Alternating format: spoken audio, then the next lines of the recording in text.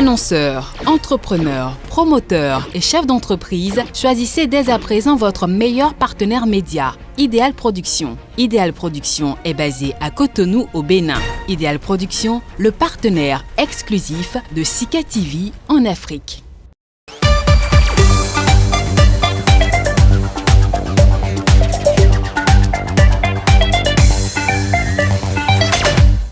Arrêtée le 1er février lors du coup d'État, celle qui dirigeait de facto le gouvernement n'a pas été vue en public depuis et est assignée à résidence dans la capitale. L'ex-dirigeante, âgée de 75 ans, prix Nobel de la paix 1991, est poursuivie dans une série de procédures pénales qui pourraient l'empêcher d'exercer de nouveau le pouvoir. Daw Aung San Suu Kyi was charged further. Daw Aung San Suu Kyi a été inculpé d'un autre délit qui relève de la même loi, du même article et de la même section 25 de la loi sur la gestion des catastrophes nationales, mais il s'agit d'une nouvelle affaire et le plaignant est Wu Yining, alias Utunui Ung. Nous ne pouvons pas savoir avec certitude s'il s'agit d'un fonctionnaire, d'un ministère ou d'un civil. La procédure la plus sérieuse qui pèse sur elle est celle lancée le 25 mars qui l'accuse d'avoir violé la loi sur les secrets d'État datant de l'époque coloniale. Elle est en outre poursuivie pour avoir illégalement importé des talkie-walkie et pour incitation au trouble public. Elle est aussi accusée d'avoir perçu plus d'$1 million et 11 kilos d'or de pots de vin, mais elle n'a pas encore été inculpée de corruption. Si elle était reconnue coupable, elle encourt de longues années de prison, risquant d'être bannie de la vie politique. Depuis le début de sa grève de la faim, Navalny a perdu 8 kilos selon les écrits sur son compte Twitter. Au regard du sérieux de la grève de faim, l'administration carcérale le menace quotidiennement de l'alimenter de force, poursuit-il. L'alimentation de force d'un prisonnier en Russie est autorisée par la loi et peut se faire oralement, par voie rectale ou par intubation. Un tel traitement est considéré par des militants des droits humains comme une forme de torture. Alexeï Navalny, incarcéré pour 2 ans et demi en raison d'une sombre affaire de fraude largement vue comme un prétexte pour l'emprisonner malgré les dénégations du Kremlin, a cessé de se nourrir pour dénoncer les conditions de sa détention dans la colonie carcérale de Pokrov, à une centaine de kilomètres de Moscou. Il accuse les autorités de lui refuser des traitements médicaux adéquats pour des problèmes de dos qui le font souffrir et gênent le fonctionnement de ses mains et de ses jambes. Selon ses avocats, il a une double hernie discale. En outre, l'opposant dit être torturé par privation de sommeil, ses geôliers le réveillant toutes les heures pendant la nuit. Les autorités russes ont pour leur part rejeté toutes les accusations de Navalny, estimant qu'il bénéficiait de toute l'attention médicale dont il avait besoin. Il n'a toujours pas accès à un médecin, a quant à lui assuré son compte Twitter officiel lundi. Le plus célèbre détracteur du Kremlin a survécu l'été dernier à un empoisonnement par un agent neurotoxique mis au point par l'armée soviétique. L'opposant accuse le président Vladimir Poutine et ses services de renseignement d'avoir voulu l'éliminer, ce que le pouvoir russe dément, refusant même jusqu'ici d'enquêter sur la tentative d'assassinat. Accompagnés de sympathisants, les étudiants algériens ont marché ce mardi de la place des Martyrs jusqu'au centre de la capitale. Malgré le jeûne du mois de Ramadan et la hausse des températures, la mobilisation hebdomadaire des étudiants reste solide, même si le cortège semblait moins fourni que les semaines passées.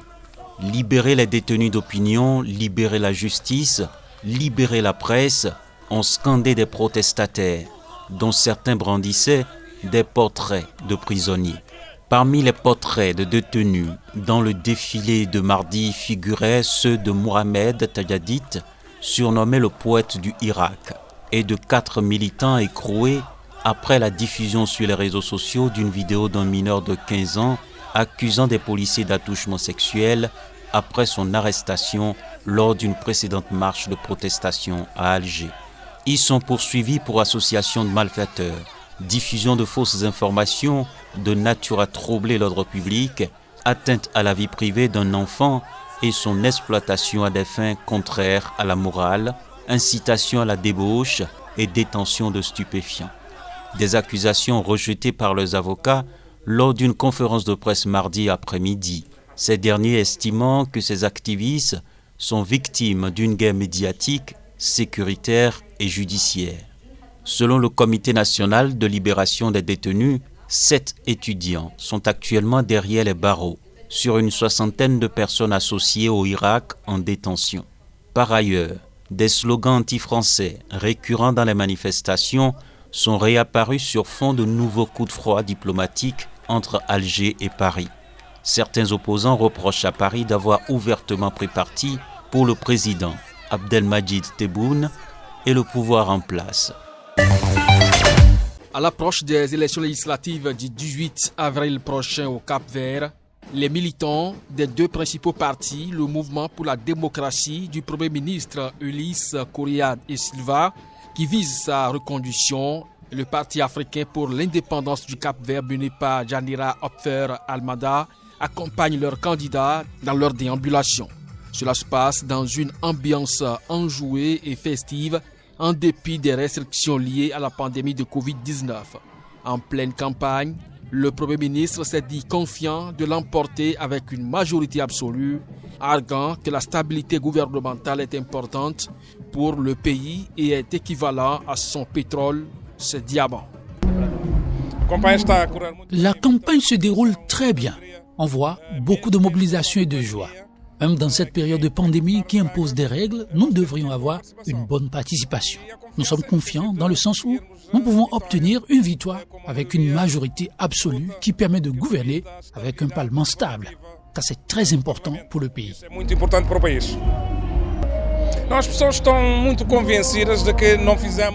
Nous sommes convaincus que nous n'avons pas fait ce premier mandat dans une période normale. Nous avons connu 3 années d'une sévère sécheresse, la pire des 37 dernières années, et plus d'une année de pandémie. Pourtant, le pays est allé de l'avant. L'économie a connu une croissance de plus de 5% en 2019 et nous avons créé des emplois juste en 2019. Le tourisme se développait, l'agriculture prenait un bon élan. On ne peut donc pas considérer 2020 comme une année normale. 2021, non. Les dernières élections législatives au Cap-Vert ont eu lieu le 20 mars 2016 et les élections présidentielles le 2 octobre de la même année, durant lesquelles le président Jorge Carlos Fonseca a été réélu dès le premier tour avec 74% des voix.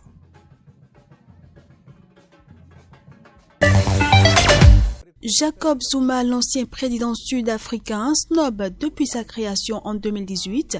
La commission chargée d'enquêter sur la corruption généralisée pendant ces 9 années au pouvoir.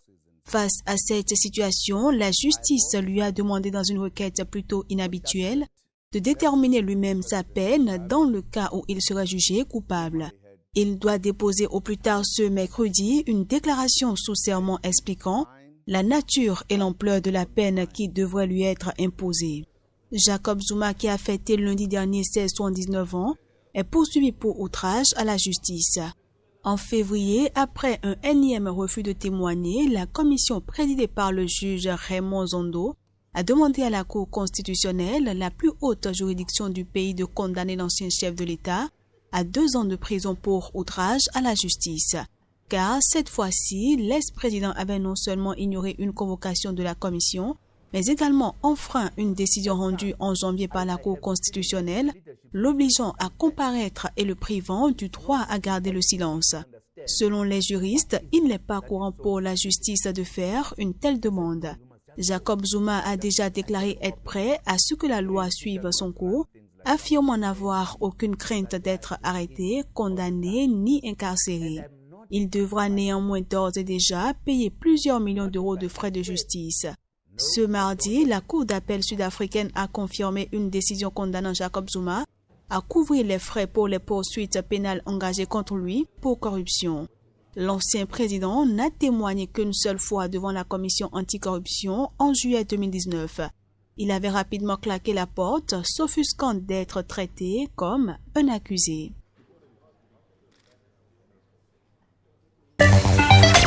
Nous allons faire tous les efforts possibles pour assurer la souveraineté et l'indépendance de la Libye liée au départ définitif de toutes les milices de mon pays, a déclaré Mohamed Al-Menfi lors d'un entretien avec le premier ministre grec Kyriakos Mitsotakis. Le président libyen a assuré que des discussions sur ce sujet avaient déjà eu lieu afin que l'objectif du départ des milices soit rempli, selon un communiqué en grec des services du Premier ministre grec. Le Premier ministre grec a promis le soutien de la Grèce à la reconstruction de la Libye, réaffirmant que la condition indispensable pour la normalisation politique du pays, avec les élections prévues en fin d'année, est le départ de toutes les forces étrangères du territoire libyen. Il a également souligné l'intention des deux pays méditerranéens d'aborder des questions cruciales, comme celle de la délimitation des zones maritimes en Méditerranée orientale. La visite de Mohamed Al-Menfi à Athènes intervient une semaine après celle à Tripoli de Kyriakos Mitsotakis et du ministre grec des Affaires étrangères Nikos Dendias pour marquer la réouverture de l'ambassade de Grèce dans la capitale libyenne. Athènes veut profiter de la normalisation de la situation politique en Libye, appuyée par la communauté internationale, pour rétablir rapidement ses relations diplomatiques avec ce pays méditerranéen, afin notamment de contrer la Turquie voisine avec laquelle elle entretient des relations difficiles. Lundi, le ministre des Affaires étrangères grec a réitéré le rejet par la Grèce des accords illégaux conclus par le précédent gouvernement libyen avec la Turquie, en référence à un accord de délimitation de zones maritimes signé en 2019 entre la Turquie et l'ex-gouvernement d'union nationale GNA libyen de Fayez al-Sarraj. Sur un lot de 102 000 doses de vaccins Covid envoyés par l'Union africaine au Malawi, quelques 16 400 n'ont pas été utilisés et ont expiré le 13 avril, selon le ministre de la Santé. Nous avons utilisé la plupart des vaccins envoyés par l'Union africaine. Mardi, à leur date d'expiration, il en restait seulement 16 400 qui n'avaient pas servi, qui vont maintenant être détruits et jetés. Sur le total de 530 000 doses reçues dans le pays via le programme COVAX, le gouvernement indien et l'UA, toutes les doses du vaccin AstraZeneca, 46% ont été utilisées à ce jour, a ajouté le ministre de la Santé.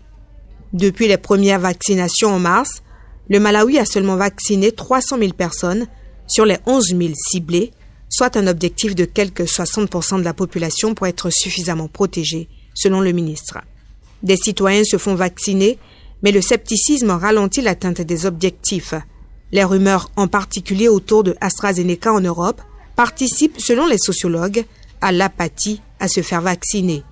Malheureusement, le gouvernement et les responsables de santé n'ont pas fait grand-chose pour contrer les fausses nouvelles, les rumeurs, estime-t-il.